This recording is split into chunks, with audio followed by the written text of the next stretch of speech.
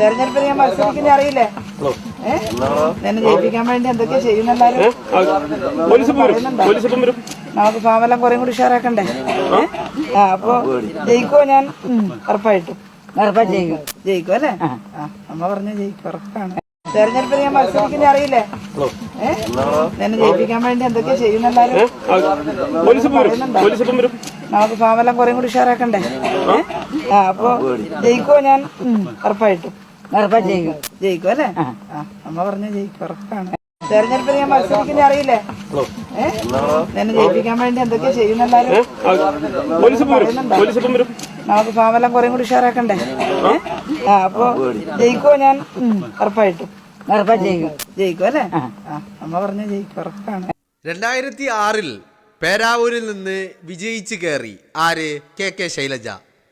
ആ 2006 പേരാവൂരിൽ നിന്ന് വിജയിച്ച് കയറി 2011 സണ്ണി ജോസഫ് പേരാവൂരിൽ സ്ഥാനാർത്ഥിയാവുന്നത്. അപ്പോൾ 2006 ശൈലജ വിജയിക്കുമ്പോൾ സണ്ണി ജോസഫ് പേരാവൂരിൽ സ്ഥാനാർത്ഥിയല്ല, ഒന്നാമത്തെ കാര്യം. ഇനി രണ്ടാമത്തെ കാര്യം എന്ന് പറയുന്നത്, ഈ പേരാവൂർ നിയോജക മണ്ഡലത്തിൻ്റെ ചരിത്രത്തിൽ 2006 ഒരു തവണ മാത്രമേ CPMൻ്റെ ഇടതുപക്ഷ സ്ഥാനാർത്ഥി വിജയിച്ച് കയറിയിട്ടുള്ളൂ എന്നുള്ളതാണ് രണ്ടാമത്തെ കാര്യം. അപ്പോൾ അതവിടെ നിൽക്കട്ടെ, ഞാൻ പറഞ്ഞു വരുന്നത്, ഇപ്പം നിങ്ങൾ കണ്ട ഈ ചിത്രമുണ്ടല്ലോ, ആ ചിത്രം എന്ന് പറയുന്നത്, ഈ ദൃശ്യങ്ങൾ എന്ന് പറയുന്നത് 2006 വിജയിച്ച് കയറി 2011 സ്ഥാനാർത്ഥി വീണ്ടും സ്ഥാനാർത്ഥിയാകുന്നു. 2011 എതിർ സ്ഥാനാർത്ഥിയായിട്ട് ആരാ വരുന്നു? പറയുന്ന അഡ്വക്കേറ്റ് സണ്ണി ജോസഫ് വരുന്നു. ഓക്കെ, UDFൻ്റെ സ്ഥാനാർത്ഥിയായിട്ട്. ആ 2011 ആറളം ഫാമിലെ ഗോത്രവിഭാഗത്തിൽപ്പെടുന്ന ആളുകളുമായിട്ട് വോട്ട് തേടുന്നതിൻ്റെ ദൃശ്യങ്ങളാണ് നിങ്ങൾ കണ്ടത്. എപ്പോഴത്തെ? 2011. ഈ 2011 സിറ്റിംഗ് MLA അടിച്ച് മൂലക്കിരുത്തിയിട്ടാണ് ആര്? പേരാവൂരിൽ നിന്ന് സണ്ണി ജോസഫ് വിജയിച്ച് കയറുന്നത്. അത് 2011 വിജയിച്ചു, 2016 വിജയിച്ചു, 2021 വിജയിച്ചു. എന്ന് പറഞ്ഞാൽ ഇപ്പോൾ സണ്ണി ജോസഫ് 3 ടേമായിട്ട് 3 തവണയാണ് സണ്ണി ജോസഫ് അവിടെ മത്സരിച്ചത്. 3 തവണയും സണ്ണി ജോസഫ് വിജയിച്ചിട്ടുണ്ട്. ആ പേരാവൂരിലേക്കാണ് കെ ശൈലജ എന്ന് പറയുന്ന ഭൂലോക ഫ്രോഡിനെ സഖാക്കള് കൊണ്ടുപോയി ഇരുത്തുന്നത്. ഇവിടെ 2 കാര്യങ്ങളുണ്ട്. ഒന്ന്, ശൈലജയെ അടിച്ച് മൂലക്കിരുത്താൻ വേണ്ടിയിട്ടാണ്. മറ്റൊന്ന്, അതിനൊരു കാരണമുണ്ട്. എന്താണ്? ശൈലജ കുറച്ച് കാലമായിട്ട് ചില കുപ്പായങ്ങൾ തുന്നി തുടങ്ങിയിട്ടുണ്ട്. ഇപ്പം സഖാക്കളുടെ കണക്ക് കൂട്ടൽ എന്താണ്? മൂന്നാമതും പിണറായി അധികാരത്തിൽ വരും. അപ്പം മൂന്നാമതും പിണറായി അധികാരത്തിൽ വരുമ്പോൾ ശൈലജ എന്താവരുത്? ശൈലജ അവിടെ MLA ആയിട്ട് ഉണ്ടാവാൻ പാടില്ല. കാരണം ശൈലജ MLA ആയിട്ട് ഉണ്ടായാൽ ഒരു പക്ഷേ ഈ പറയുന്ന മന്ത്രിസ്ഥാനത്തേക്കോ അല്ലെങ്കിൽ മുഖ്യമന്ത്രി സ്ഥാനത്തേക്കോ ശൈലജ ചിലപ്പോൾ ശബ്ദങ്ങൾ ഉയർത്തിയേക്കാം. അത് പിണറായി വിജയന് ഒരു അപശബ്ദമായിട്ട് ഫീൽ ചെയ്യും. അതുകൊണ്ട് ശൈലജ മട്ടന്നൂരിൽ നിന്നാൽ വിജയിക്കും. ഇപ്പോൾ ഇതൊക്കെ ഒരു കണക്ക് കൂട്ടലാണ്, ഒരു ഇമാജിനേഷനാണ്. എന്ത് അതുപോലത്തെ ഒരു ഇമാജിനേഷനാണ് ഇതും. പക്ഷെ ഞാൻ ഈ സഖാക്കളുടെ കണക്കൂട്ടലാണ് പറയുന്നത്. ഇപ്പോൾ മൂന്നാമത്തെ മന്ത്രിസഭ വരുമെന്നുള്ളത് സഖാക്കളുടെ കണക്കൂട്ടലാണ്. അപ്പോൾ അതേ സഖാക്കൾ തന്നെ കണക്കൂട്ടുന്നു, മട്ടന്നൂരിൽ നിർത്തിയാൽ ശൈലജ വിജയിക്കുമെന്ന് കണക്കൂട്ടുന്നു. അപ്പോൾ എന്ത് വേണം? ശൈലജ വിജയിക്കാത്ത മണ്ഡലത്തിലേക്ക് കൊണ്ടുപോയിടണം. എന്നിട്ട് എന്ത് പറയണം? അവിടെ മണ്ഡലം പിടിച്ചെടുക്കാനാണ് ഞങ്ങൾ സ്ഥാനാർത്ഥിയാക്കിയത് എന്ന് പറയണം. പക്ഷേ യഥാർത്ഥത്തിൽ എന്താണ് നടത്തുന്നത് കുരുതി കൊടുക്കലാണ്. ഏത്? മട്ടന്നൂരിൽ നിന്ന്, അതും കഴിഞ്ഞ പ്രാവശ്യം വിജയിച്ചിരിക്കുന്നത് മട്ടന്നൂരിൽ നിന്ന് കേരളത്തിലെ ഏറ്റവും ഉയർന്ന ഭൂരിപക്ഷത്തിലാണ്. ആ ഉയർന്ന ഭൂരിപക്ഷത്തിൽ മട്ടന്നൂരിൽ നിന്ന് വിജയിച്ച ശൈലജയെ മട്ടന്നൂരിൽ നിന്ന് മാറ്റിയിട്ട് ഈ പറയുന്ന എവിടെ കൊണ്ടുപോയി പ്രതിഷ്ഠിക്കുകയാണ്? പേരാവൂര് പിടിച്ചെടുക്കാൻ എന്ന് പറഞ്ഞാൽ കൊണ്ടുപോകുന്നത്. പക്ഷേ ഈ നമ്മൾ മറ്റേ ഈ അറവ് മാടുകളെ കഴുത്തിൽ കത്തിവെക്കാൻ പോകുന്നതിന് ജസ്റ്റ് മുമ്പ് നല്ല വെള്ളമൊക്കെ കൊടുത്ത് വലിയ തലയൊന്ന് തൊട്ട് തലോടി സ്നേഹമൊക്കെ കാണിച്ചിട്ടാണ് നമ്മൾ കൊണ്ടുപോയി അറക്കുക. മനസ്സിലായില്ലേ?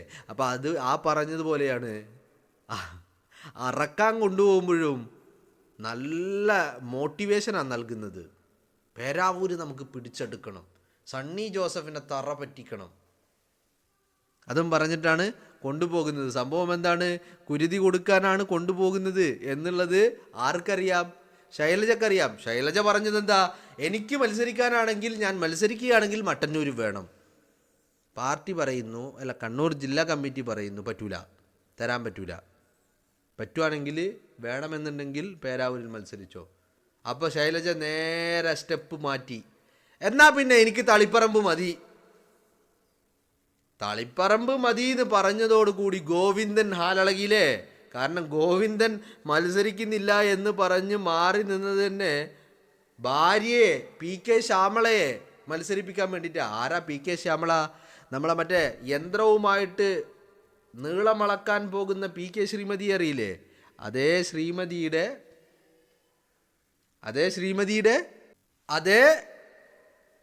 ശ്രീമതിയുടെ സഹോദരിയാണ് PK ശ്യാമള. അപ്പോൾ ആ ശ്യാമള, ഭാര്യയായ ശ്യാമളയെ ഉയർത്തിക്കൊണ്ടുവരാനായിരുന്നു ആരുടെ പ്ലാൻ? ഗോവിന്ദൻ്റെ പ്ലാൻ. പക്ഷേ ആ പ്ലാനിന് ഒരു പാര പണിതിരിക്കുകയാണ് ആര്? ശൈലജ എന്താ പറഞ്ഞിരിക്കുന്നത്? എനിക്ക് മട്ടന്നൂർ വേണം, ഇനി അതല്ലെങ്കിൽ എനിക്ക് തളിപ്പറമ്പ് വേണം, പേരാവൂരേക്ക് ഞാനില്ല.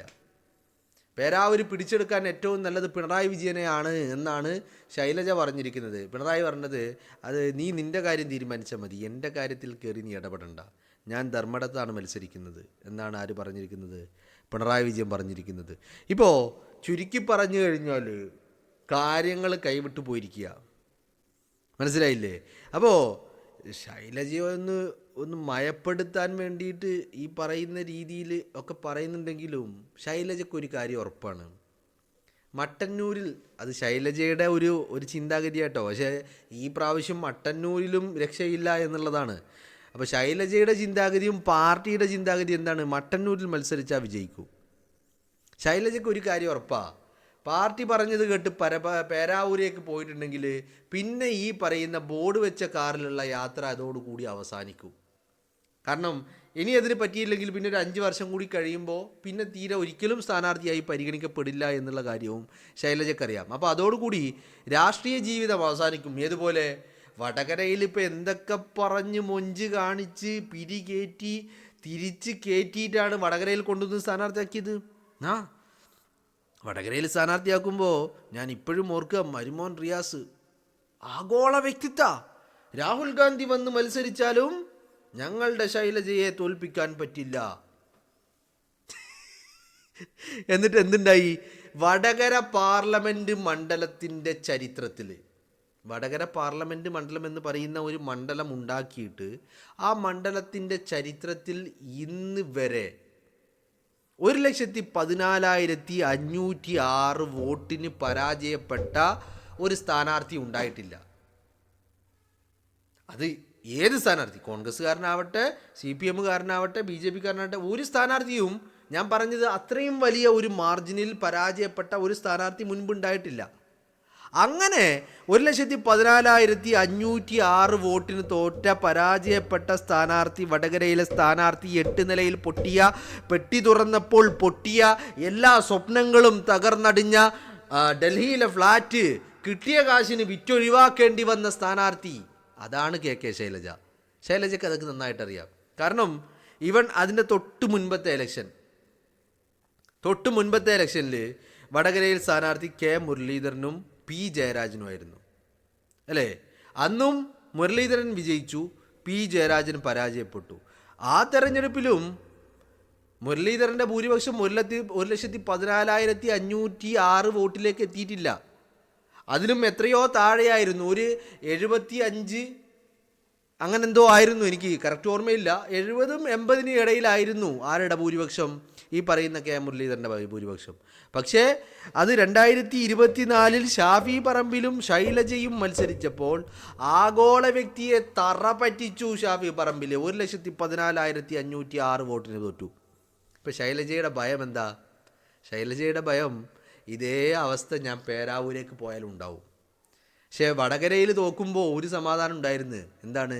താന് അപ്പോഴും മട്ടന്നൂർ MLA ആണ് എന്നുള്ള ഒരു സമാധാനം ഉണ്ടായിരുന്നു. പക്ഷെ പേരാവൂരിൽ തോറ്റാൽ എന്താ പ്രശ്നം? പിന്നെ MLAയുമല്ല, ഒരു ചുക്കുമല്ല, അവസാനിക്കും. ആഗോള വ്യക്തിയുടെ ആ നകളിപ്പും അഹങ്കാരവും ഹുങ്കും ധാർഷ്ട്യവും ഒക്കെ അവസാനിപ്പിക്കും. ഇപ്പം ചുരുക്കി പറഞ്ഞാൽ എന്താ പ്രശ്നം? അതോടുകൂടി പിന്നെ ഈ ഫ്രോഡ് കളിക്കാൻ ഭൂലോക ഫ്രോഡാണല്ലോ ഈ സ്ത്രീ എന്ന് പറയുന്നത്. ഈ ഫ്രോഡ് കളിക്കാനുള്ള അവസരങ്ങൾ ഉണ്ടാവില്ല. കാരണം എന്താ, മുഖ്യധാരയിൽ ഉണ്ടാവില്ല. പിന്നെ അതോടുകൂടി അവസാനിക്കുമെന്നുള്ളതാണ്. അപ്പോൾ ഇതാണ് ശൈലജയുടെ പ്രശ്നം. ഈ തിരിച്ചറിവ് ശൈലജക്കുണ്ട്. വടകരയിൽ പോകുമ്പോൾ ശൈലജക്ക് ഉറപ്പുണ്ട്. എന്ത്, വടകരയിൽ തോറ്റാലും താൻ MLA ആയിട്ട് അങ്ങനെ തന്നെ അവിടെ ഉണ്ടാകുമെന്നുള്ളത്. പക്ഷേ പേരാവൂരിൽ തോറ്റു കഴിഞ്ഞാൽ തോൽവി ഉറപ്പാണ്. അതോടുകൂടി പിന്നെ MLA ഇല്ല, ഒന്നുമില്ല. അതോടുകൂടി എല്ലാം തീരും. അപ്പോൾ ഞാൻ പറഞ്ഞു വന്നത്, ഒരു കാര്യം ഇവർക്കെല്ലാവർക്കും നല്ല വ്യക്തമായിട്ട് ബോധ്യമുള്ള കാര്യമാണ്. എന്താണത്? ഒരു വലിയ തോൽവി മുന്നിൽ കാണുന്നുണ്ട്. അപ്പോൾ അതിൽ നിന്ന് രക്ഷപ്പെടാൻ വേണ്ടി സുരക്ഷിത മണ്ഡലങ്ങൾ നോക്കിയുള്ള നടപ്പാണ്. അതിൽ ഇതുപോലെ ശൈലജയെ പാർട്ടി തന്നെ കൊണ്ടുപോയി കുരുതി കൊടുക്കുക എന്നൊക്കെ പറഞ്ഞാൽ വല്ലാത്തൊരു ഗതികേടും വല്ലാത്തൊരു അവസ്ഥയുമാണ്. മനസ്സിലായില്ലേ? എന്ത് ചെയ്യാനാ? ഇതാണ് ശൈലജയുടെ അവസ്ഥ. പക്ഷെ ശൈലജ ഒരു പൊടിക്ക് വിട്ടുകൊടുക്കൂല കേട്ടോ. ഒന്നില്ലെങ്കിൽ മട്ടന്നൂർ, അല്ലെങ്കിൽ തളിപ്പറമ്പ്. പേരാവൂരേക്ക് താനില്ല. കാരണം പേരാവൂരേക്ക് പോയി കഴിഞ്ഞാൽ ആ തെരഞ്ഞെടുപ്പ് റിസൾട്ട് വരുന്നതോടുകൂടി തൻ്റെ രാഷ്ട്രീയ ജീവിതം അവസാനിക്കും. പിന്നെ ഈ പറയുന്ന മുഖ്യമന്ത്രിയുടെ കുപ്പായൊക്കെ അത് കത്തിച്ച് കളയേണ്ടി വരുമെന്നുള്ളത് ശൈലജയ്ക്ക് നല്ല ബോധ്യമുണ്ട്. അതുകൊണ്ട് തന്നെയാണ് ശൈലജ ഒന്നില്ലെങ്കിൽ മട്ടന്നൂർ, അല്ലെങ്കിൽ തളിപ്പറമ്പ് എന്ന് പറഞ്ഞ് ഇറങ്ങിയിരിക്കുന്നത്.